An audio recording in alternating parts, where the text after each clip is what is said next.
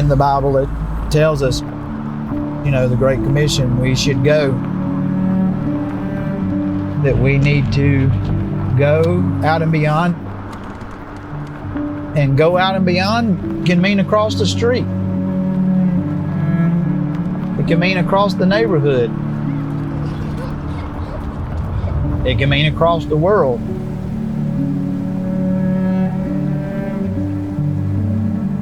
It says just teaching them and baptizing them in the name of the Father and the Son and the Holy Spirit. And I'll be with you always, even to the end of the age. I will not leave you or forsake you. I will be with you wherever you go. But go.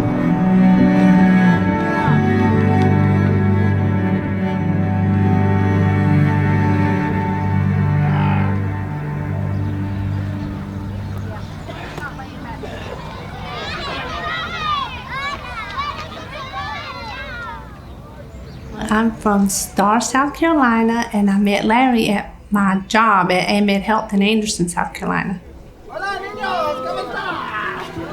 Everybody just loved Larry. He was very fun to be around, very helpful, very compassionate, and of course he made everybody laugh. So we worked in the same building. When anybody had a birthday or whatever, he would get over the microphone and sing a song for them for their birthday.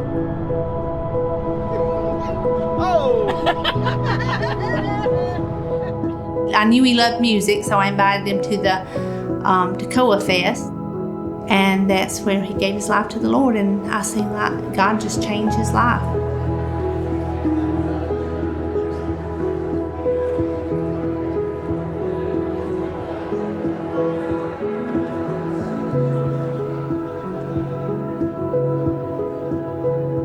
I had been going through a Bible study with some single people at my church, and we went through the Experiencing God Bible study together, and then we went through another Bible study, and somewhere in one of those Bible studies it just asked, would you go or do anything God asked you to do?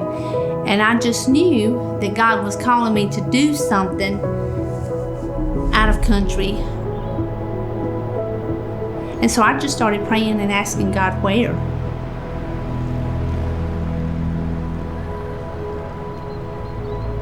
One day, I had taken my son for a job interview, and I was sitting out in the car, and that was right after the Columbine incident, and that Cassie Bernal's mom was on the radio, and she was talking about Honduras, and somewhere there's an orphanage here that was built in her honor. And it was almost like Holy Spirit said Honduras. Well, I didn't even know at this point where Honduras was or anything about Honduras, so I immediately started researching, and I thought, God, I know it's Honduras.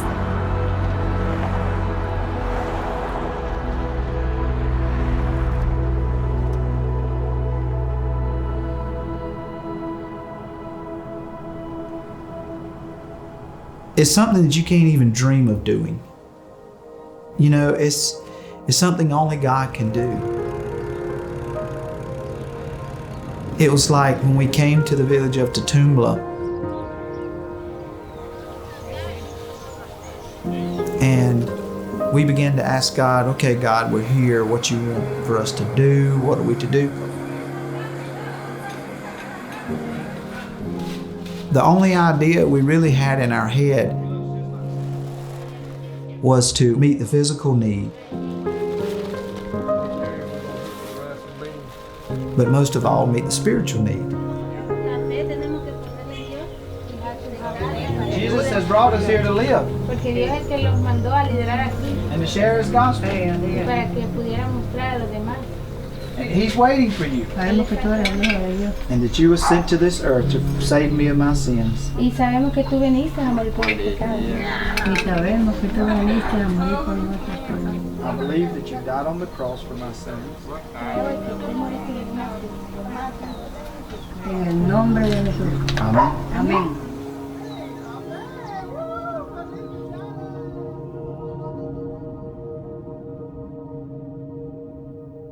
God laid on Marcia's heart one day And she came down and was speaking to me about it. And she says, Larry, she says, I believe God wants us to go into the school system. And I said, I think it's a great idea. I really don't know how to start, but we'll just start. Let's just go to the village and let's just go to the first school we see. We went in and we began to talk with the first director of the first school. And he began to tell us a story. And the story was, well, the children here at the school, they're what we call miserable. And I say, what do you mean by that? And they were like, well, you know what poverty is? And I'd be like, yes. And they'd say, they're below poverty. And what I mean by that, these kids don't have anything. They don't have nothing. The school year is 245 days long. He said, but the government provides rice and beans and flour that will last 30 days. And the other 215 days, the kids have no food. A lot of times when the kids come to school, they're looking for a meal because they don't have that at home. Anteriormente, los niños, el que podía, traía su merienda. En el aula había uno o dos que traían pollo y había otro que traía tortilla con frijoles y otros nada. Cuando el que tenía pollo lo calentaba en el micro y empezaba el aroma en todo el aula, el que traía frijoles no sacaba su comida porque le daba pena.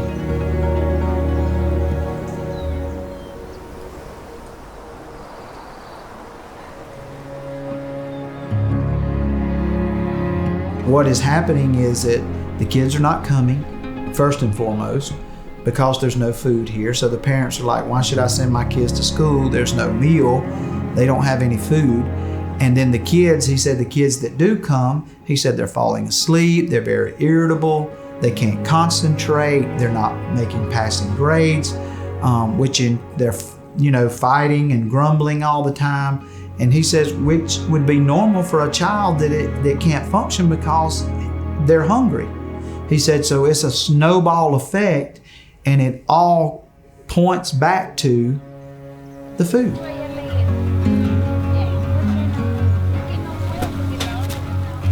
So we went back to the schools and we says, look, God's laid it on our heart. This is what we want to call it, the Manna Project.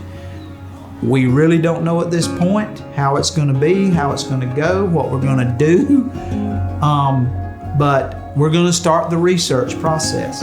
Marcia began to do tons and tons of research. I mean, just research after research of what would be most nutritious, what would give them the most energy, what would work, what they don't need, what they do need.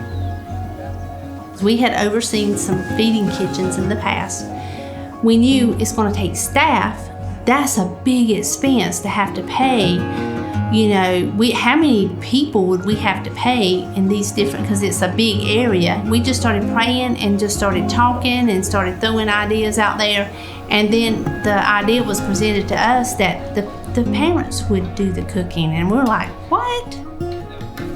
The parents started coming together. We had meetings with the parents. They now do it, break up in groups, and it's bringing the community together.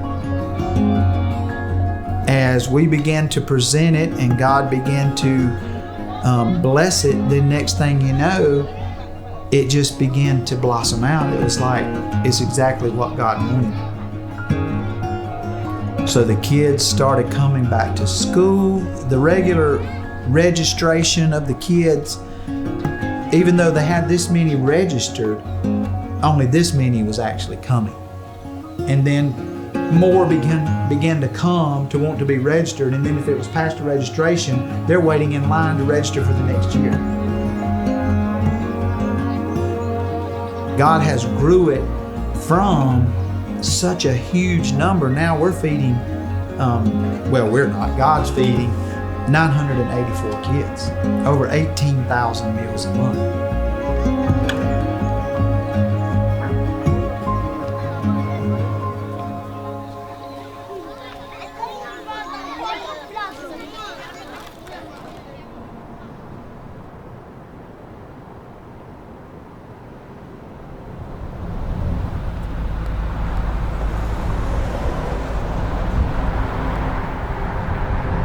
of the first year, I asked all the directors of the schools, I said, which we was seeing a lot of it.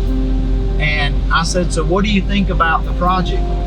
The first year, now the first year's ended, and they said, we don't have to say anything, Larry. Look around the room, what do you see? You see smiling faces, children happy, children energetic. All of them are passing their grades, their studies are great. The teachers are just so happy and so excited about everything that's going on. God has just changed it all.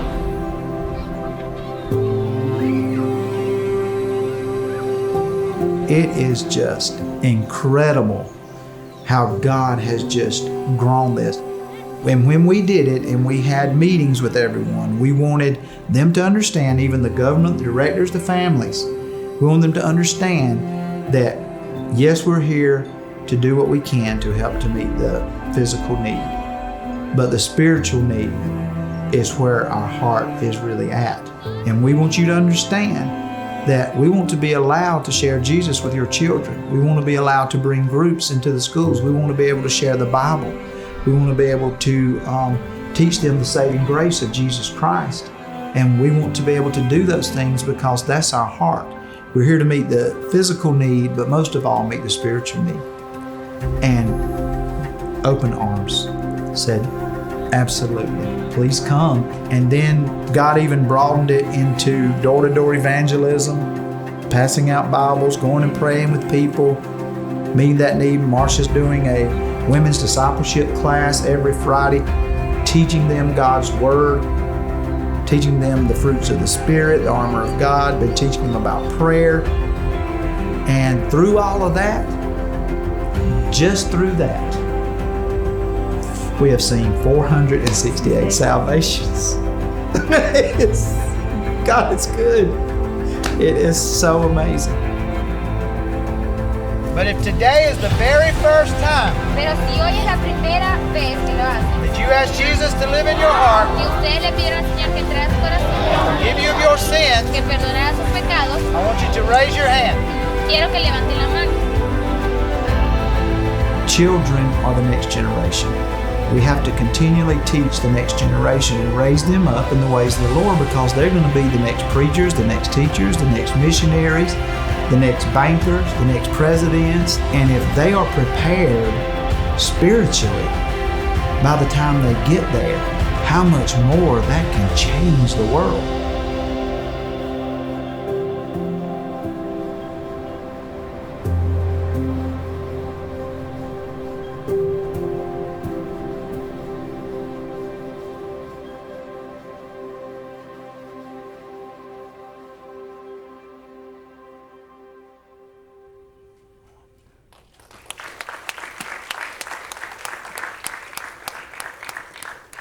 Isn't that cool? Hey, thanks for letting us share that with you this morning. I've got to give, actually, would you guys real quick, Scotty put that video together. Can you give it up for him? Because I think he just did a fantastic job, and God's going to do some cool things with it. And I hope that maybe something in there resonates with you this morning. And so I just want to, I feel like it was such a powerful story. It is such a powerful story. And I wouldn't really be doing it justice if we didn't unpack it just a little bit and see how maybe a little bit of Larry and Marcia's story, how it might relate to us. And so before I do that, I just want to pray real quick. We can bow your heads. Dear God, thank you for this morning. Thank you for bringing us in this place, in this theater, at this moment. And thank you for, God, just the opportunity to love you back. And so I pray that you open ears. God, I pray that you speak whatever needs to be said into this microphone, and that it falls on the ears that need to hear it. God, we pray all these things in your name. Amen. All right, so cool. This was going to be the slide that I would put the title of my sermon. But I couldn't come up with anything, and so it just says my name. But Matthew had a good one, a leap of faith. I like it. So we're going to go with that leap of faith, okay? But the one thing that I really want to drive home this morning, because what's so cool about Larry and Marcia's story is they really aren't any different than you or me, right? They're doing something amazing. Like, they're doing something really, really incredible, but they're not any different than you and me. And if we can just get this one reality that we're all called to go. Right, we're all called to go to do something in some capacity, in some way, shape, or form. We're called to something that's greater than us, right? And that doesn't necessarily mean around the world. It might mean across the street. It might mean in a relationship, right? Or it might mean in a family. It might mean in some different way than a global mission field, but I love what their story relates, because it says that all you have to be willing to do is say yes when God calls you. That's all you have to do. And so there's a few things that get in the way of that, though. I think that there's some things that block us from being able to walk in what we would call our calling. Right? And we've all heard that about 100,000 times is, man, if I could just find my calling, then everything's going to be cool, right? Everything's going to be all right. If I could just figure out what that is, what God has for me, then I know that if I just stay there and don't veer off too far one way or the other, that everything's going to be cool, right? Life's going to be all happy, rainbows and butterflies, and as my daughter would say, unicorns pooping rainbow muffins or cupcakes. That's her favorite line ever. It's like, but you know, we think, we get the notion that everything has to be all good for it to be our calling, when in reality, like, God can teach us through trials just as much. And sometimes it takes those trials to get us ready to take the next step. So the first thing that I want to bring up, I've got 4 points, and I'm going to keep it short because I know that video was a little bit long. But the first point is you don't have to see the end. In fact, it's probably better that you don't. Okay? And what do I mean by that? Well, what if the end is awesome? That'd be cool. I'd want to know that, right? Well, you guys ever seen Back to the Future? It's not always so cool to see what comes next. And I don't know about you, but I am like world-class excuse maker for just like anything. And I say that because, like, God, I think, has given me the gift of sales, and so sometimes I don't know if that's a gift or not. It is. But, you know, that means that I can really justify just about anything. And my father-in-law says I could probably sell an anchor to a drowning man. But that's not really something that I would brag about. But he does say it's better that you don't, right? We forsake the journey so often. And we forsake the small steps so often in hopes that we can just skip to the end. And if the end is good, then I just want to skip there. Right? But realize that there's no way you can get over there without taking however many steps it takes to get there. And you can't skip the steps. You guys remember the movie Click? I'm all about movie references this morning. Just hit fast forward. Well, he accidentally fast forwarded all the good parts. And he couldn't find the rewind button because there isn't one. Right? And that's just the same is true with us. There's no rewind button. So it's better that we don't. It's better that we just trust God. And I look at Larry and Marcia. They had no idea what to do past Honduras.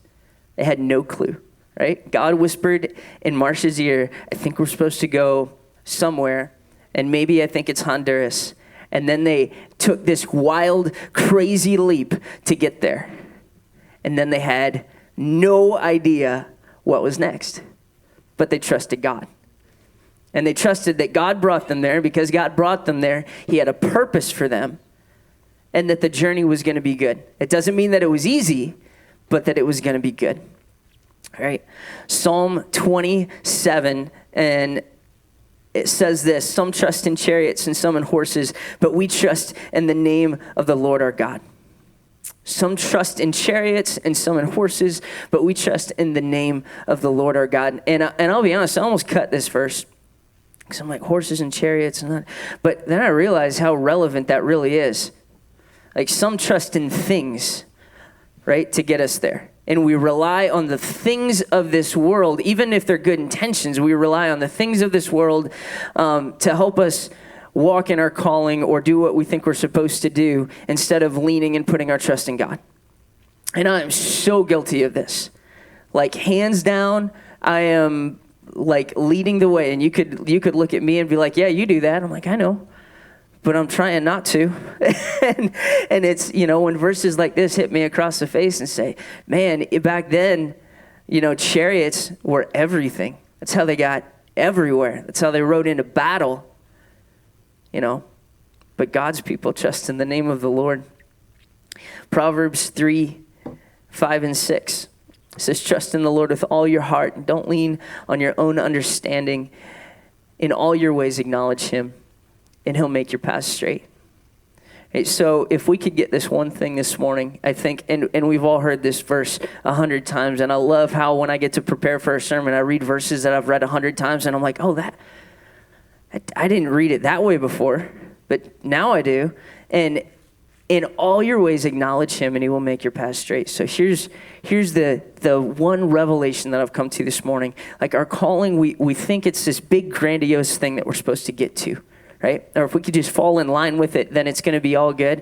And it's this big thing, and it always has to be this big thing. And maybe that's just me. But I think that's us. I think that's human nature. I think that we feel like that if we're not doing something important or important in the eyes of the world, then it's not important enough for God. And we forget that the world looks through a completely different lens than what we do. And what they deem as important may be completely irrelevant in the eyes of God. And what God deems important and what matters may not matter at all to the world. But who are we trying to impress? And so our calling, if I can relate it like this, our calling is not some big thing. It may wind up being some big thing, and it may look really cool, and it may not. But our calling is in the moment that God asks you to do something, and you're weighing the option of, I don't know if I have the courage to say yes or not, to say yes anyways. And to do it scared, and see what he has for you. So that's our calling. When he whispers in your ear, did you say yes? Or did you say, I can't quite swing that right now? And I remember how hard it is to trust God sometimes, because I've done this business thing for a little while and it hasn't always gone well. And I remember when previous business that I had was just coming undone at the seams, and it was tanking fast, and there was nothing that I could figure out how to do. There was no chariots and no horse that I could find that was going to save me from the situation that I was in. And it was finally when I was at the end of my rope, and I said, okay, God, I tap out. From this point, I'm just going to trust you, because I'm out of answers. And I'm just going to trust you, because this isn't cool. This isn't comfortable. I don't like this. And I remember when I prayed that prayer over and over, and it became my mantra, where when I went to bed at night and I woke up in the morning and everywhere in between, it was just, God, I trust you. I trust you. I trust you. Then he started to whisper in my ear again, and he started to say, it's all good. I still got you. I need you to move over here. Yes, God, I trust you. Okay, now walk right here. I got you. And if I can just tell you, he's blessed our socks off. Not that we've got this thing perfect and I still forget. But when I forget and I go back and I say, man, I trust you and I mean it, then it's much easier to say yes. Number 2 is it doesn't have to be around the world, and it probably won't be, right? So their story, I think, is inspiring. I mean, I think I've watched it 20 times and I still tear up at the end. I believe that Larry and Marcia's story is inspiring. And some of you may be called to go someplace that's not here. But most likely, if we're going to look at some statistics, probably not. There's a map I've got. And of the 2.2 billion Christians in the world, there's a lot of us. About 400,000 are global missionaries, which translates to 0.02% of Christians are serving in global missions. So do we need more missionaries? Yeah, absolutely. Is this a sermon about let's all go be missionaries? No. But if that's something that God is nudging on you, then I encourage you to go talk to Buddy Mullins. there. And I'll leave it at that. I just wanted to let you know it doesn't have to be this big scary thing. The step doesn't always have to be huge. Little steps can be scary too. You guys, has this ever happened to you? You're going to get food somewhere, right? And someone's standing across the room, and you just hear something like nudge your shoulder, and you're like, hey, you should go talk to them. Like, I don't know them. It's okay. You should go talk to them. I've got something I want to share with them. And you know that the voice is from God, right? But you're like, no, talking to strangers is scary, right? Talk to my wife. She's like, talking to strangers is scary. That's not in her DNA, but I've seen her do it. And it's really cool what God can do in those moments if we just say yes. It doesn't have to be something big. It can be something little. It can be, you're supposed to make a phone call. You're supposed to pick up the phone. You're supposed to call somebody. And you're supposed to tell them something. And you probably know what it is. But you've been putting it off and putting it off and putting it off. Right? You don't know what God has planned for that call. And it may not go the way you think it's going to go. Number 3 is excuses rob us of the reward. Excuses rob us of the reward. And I think that it's a little bit redundant, but I think that it's so important to understand that you don't have to be all the way there. You don't have to be all the way fixed in order to serve God. And that's just a lie that the enemy loves to feed us. He loves to feed. He said, you don't even have your life together yet. How in the world could you do anything for God?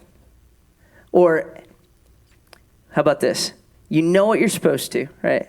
Maybe it's some young students here. Maybe it's school. Maybe it's college. Maybe it's something you're supposed to go learn, right? But your grades aren't there. And so he's going to whisper in your ear and he's going to say, hey, listen, you know you're supposed to go to school, but your grades aren't good enough, so you need to do something else instead, right? Or maybe it's to do with raising our kids, or maybe it's to do with something else entirely. I don't know. I'm going to leave it up to your interpretation. But what I encourage you is don't let the excuse of you're not good enough, or you're not there, or you don't have the ability, or you don't have what it takes. Right? He doesn't call the qualified. He qualified the called. He qualifies the called. Moses had no business leading a nation. None. Yet he did it. And he knocked it out of the park. How about this one? I failed. I did everything that I thought I was supposed to be doing, but I still failed. No, this one is different. Like I prayed. I was on my knees. Like I asked God. He told me to go over here, and I did, and I fell on my face. Does that ever happen to you? Friends that's happened to, And they go in a direction, and they're like, I know for sure this is what God's called me to. God's called me over here. I'm going to go over here. And then the next thing you know, radio silence. And why is there radio silence? Because they fell on their face.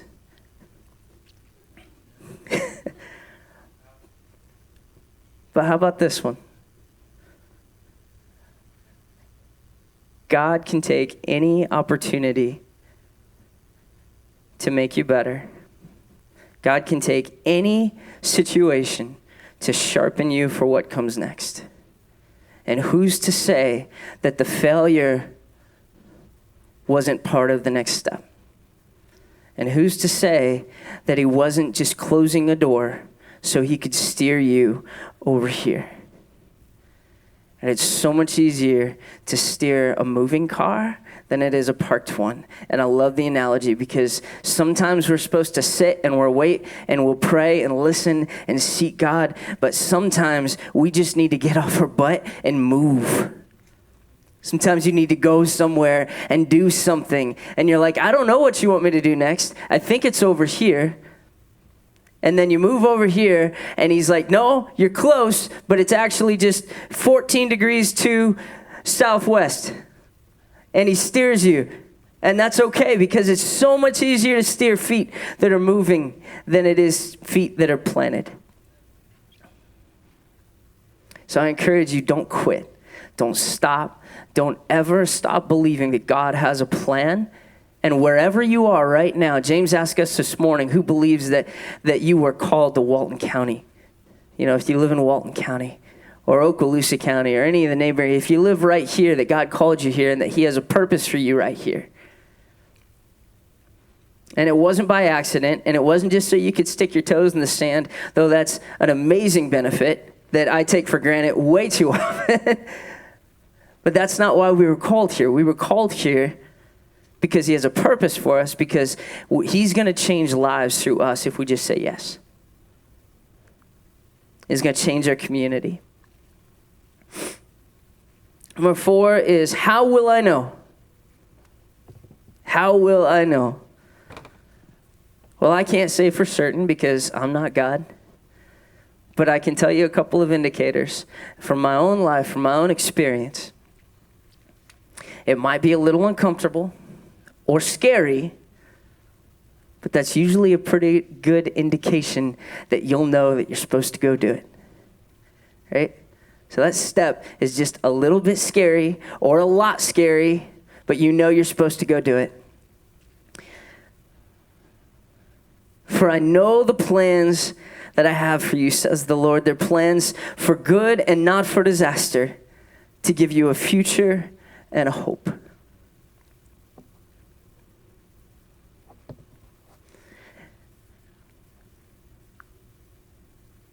God's plans. Anyone ever seen The Adjustment Bureau? I love movies. And you get stuck at home for 3 months and you watch a lot of them. The Adjustment Bureau, it's got these guys, they're agents, they wear black hats. And they've got these little books they carry around everywhere, and it's these plans. And everyone has a plan, and it's like a line that's moving across the page. And it looks like an Etch-a-Sketch book, actually. And they're moving, and it's constantly moving, and all the plans are connected, and they're intertwined, and they have to work perfectly together in order for the plan to work. And in the movie, this guy, he's a politician, Matt Damon. He's running for Congress, and he gets distracted from the plan that he had in the book. And he gets taken a little off course, and he got shiny object syndrome because there was a pretty girl that came along that he was never supposed to see. And so he gets off course a little bit, and he starts pursuing this girl, and the agents are like, no, that's not what the architect has for you. It's not what God had in mind. You're actually supposed to go over here. You're supposed to wind up being this politician, senator, and maybe president one day. Who knows? I can't tell you the whole plan, but it's a good plan. But it doesn't involve her. And so he's like, yeah, whatever. She's I love that girl. I'm gonna go chase her whether you want me to or not. And these agents are just, they do everything they can. They spill coffee on his shirt so he misses the bus, so he doesn't see her. They take his phone away, and they're in New York City, and if you lose somebody's number and you don't know their name in New York City, good luck trying to find them again. But guess what? He found her again. And these agents, they do everything they can in the movie. If you guys haven't seen this movie, you should go see it. It's a really good movie. And they do everything they can, and of course I'm going to give away the end, so if you haven't seen it, I'm really sorry. and they get to the end of the movie, and they're like, the boss is not happy. The boss is not happy. You're not doing what he had planned for you. But Matt Damon's character, he's like, no, this has to be a mistake. You don't understand. I love this girl. I don't care about the plan. If the plan doesn't involve her, then I don't want any part of the plan. And it turns out that that God in the movie, the architect, said, okay, I'll just rewrite the plan. No big deal. Right? We think distractions or missteps or things that we pursue can get in the way. the closer we draw to God, the closer our desires become his. Say it again. The closer that we draw to God, the closer that our desires become his. It doesn't mean that he can't use mistakes that we make, because we all make mistakes. It doesn't mean that he can't rewrite the path for our lives or the calling or the plan, because he can absolutely do that. And it doesn't have to look so perfect. But the more chances that we have to say yes and that we respond with yes, the more chances that he has to use us for his good and his glory. And that's where the joy comes in. That's where the lasting joy comes in. So I want to end with this story. And I'm going to skip the last couple of verses, but I'm going to end with this story real quick. And this is a story from a few years back when my wife and I were dating. We just celebrated our 10th wedding anniversary, so it's been a couple of years ago. And thank you. So we actually lived on houseboats when we met. It was kind of fun. It was a very fun summer because we lived on houseboats and it was really cool. But her family had a pontoon boat too. And this is on Percy Priest Lake in Nashville, Tennessee. And anyone been there? Percy Priest? Sweet. Y'all know what I'm talking about. And so we go out on the pontoon boat, and her whole family's with us. She's got 4 sisters, mom. I'm pretty sure there was a friend. It was a boat full of people, and we've been dating for a couple of weeks. And we go drive around the lake, and we come up to these cliffs. These bluffs, and there are a couple different levels. There's one like 20 foot, kids are jumping off of. Maddie, she's 10. All 10-year-olds are jumping off that one. There's a 30-foot cliff, and then way up top, there's about a 50-foot cliff.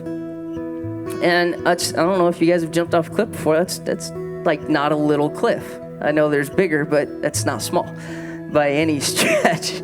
And I'm like, really eager to impress this girl because I liked her, and I still like her. She's really cute. And I said, hey, I got this. I'm gonna go jump off the cliff. I want you to park the boat right here, and I'm gonna go do the, yeah. And so I jumped in the water, and I climbed up the side of the cliff, and I go up to the 20 foot, and I'm like, that's not bad. I can do that, cool. 30 foot, climb up a little farther. I'm like, okay, all right. But I'm like, the 30 foot isn't going to impress her because there's 10-year-olds jumping off 30 foot. I got to go up. And so I go up to the 50-foot cliff, and I walk over to the edge, and I look down the edge of the 50-foot cliff, and I totally froze. Like froze. Let it go.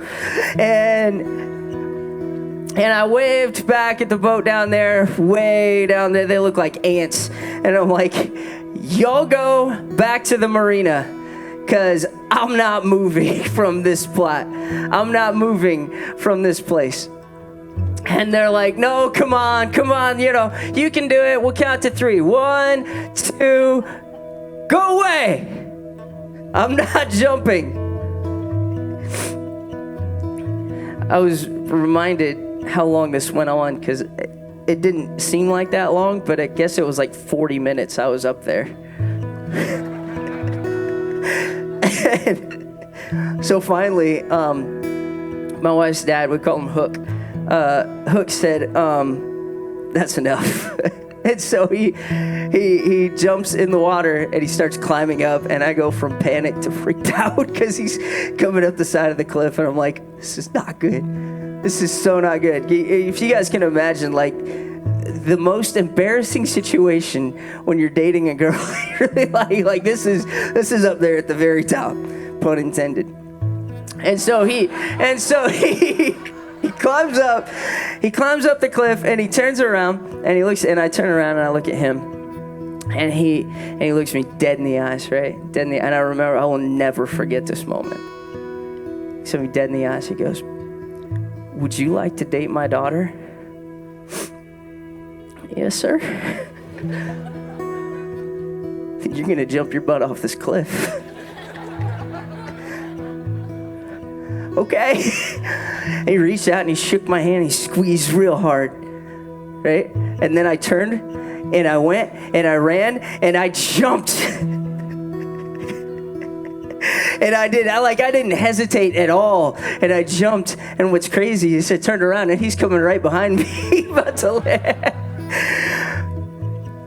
And then I probably jumped 100 more times that summer, because the first leap is always the scariest, right? How many times is that our heavenly dad? How many times is that our dad where he goes, hey, I've got something really cool planned for you over here. I just need you to jump. I know it's 50 foot.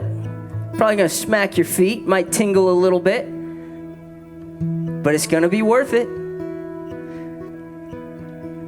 It's gonna be worth it. And so I wanted this Sunday to be encouraging. I wanted Larry and Marcia's story to inspire you. That every moment of every day, God is planning the next opportunity for you to say yes. And I don't know what that is for you. I don't know what that looks like for you. But he's waiting for you to just say yes. Take the leap, son. Take the leap, daughter. It's gonna be okay. I got you. And I don't know if you've flipped on the news lately. Not even gonna go there. It's getting kind of crazy. It's getting a little chaotic outside our window. This sunny place that we call the beach. Like, we kind of live in a little bubble right here. We don't even know what's going on because it's crazy over there. And let me tell you what, God is not giving up on this world. He's not about to throw in the towel. He's not about to give up on his sons and daughters. He's not done yet. And he wants to use you. He wants you to be in the army that he's raising. He wants you to say yes. He wants you to muster some courage to know that he's leading the charge. And that his armies go in front and they go behind and his angels are all around, but he needs us too. We're his boots on the ground, church. And so I wanted you to be encouraged that all it takes is little yeses to walk in your calling. It's not some big thing, though it might be. It's just another yes. Larry said something really cool when we were there. He goes, you know, this thing might look really big, and we're raising some money to build this new building, and it might seem really big. It's a few $100,000, and he's like, but you know, it's just another thing for God. It's like the gas in the truck. There's no different to him. We got our world lenses on most of the time. And we look at things based on what we can do and not what God can do. But I think it'd blow your mind what God could do with you if you'd let him.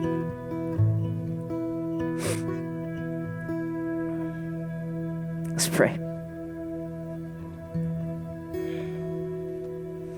Dear God, we love you.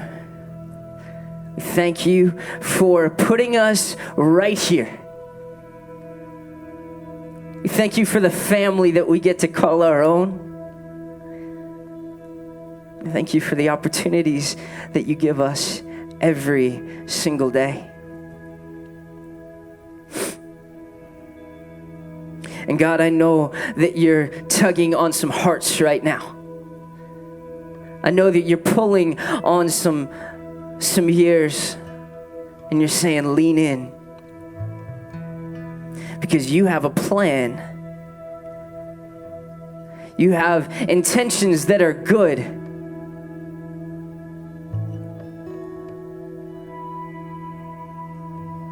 Father, help us to keep our eyes on you.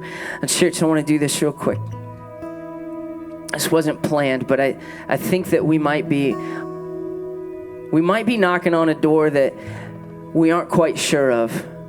And it might take some more courage than maybe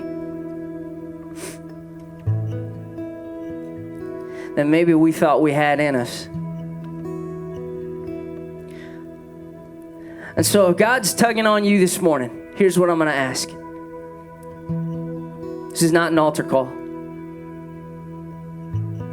If you've given your life to serve the God that we know, then I'm going to ask you to do something. Because I believe that knocking on our door is a battle that's waging, and it's going to take us. It's going to take us to stand and say, God, I got it. Whatever you want, wherever you want me to go, whoever you want me to talk to, whatever sword I need to wield right now, I'm your soldier. So here's what I'm going to ask. On the count of 3, I'm going to ask that if that's you, if you're like, God, that's it. I don't know when the moment's coming, but I know it's coming. And when it comes, I want to be your son or daughter that says yes, and not, I don't think I can do this. I want to say yes. If that's you, I'm going to ask you to stand up to your feet, and we're going to pray.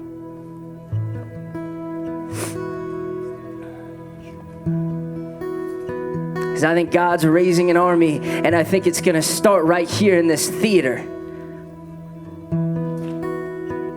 I think he's got his eyes on you. I think that something is coming that's going to require that you reach into something that's deeper than you, deeper than the chariots and the horses that you have at your disposal. It's going to require that you lean on him, and that he is your power and he is your strength.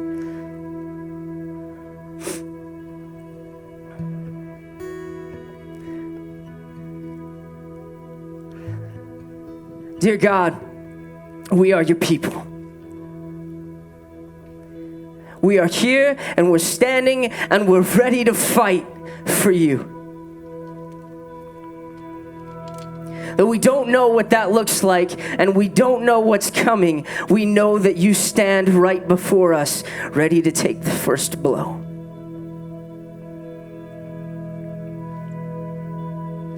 Father, we thank you that we're on the winning side. We thank you that we don't have to stand by and idly watch, but that we can fight along with you. We thank you for the plans that you've laid out for us, and we thank you for everything that you have that will bring us joy. We thank you that you're with us to walk through the fire and the trials and the lows and the aches and the pains. God, we thank you that you are with us every single step of the way. And right now we're praying for courage, that when you ask, we would say yes. That whatever that scenario is, whatever the front is, whatever you ask, we would be willing to say yes, God. Though it might be scary and we might freeze up for a minute, we know that you're right behind us.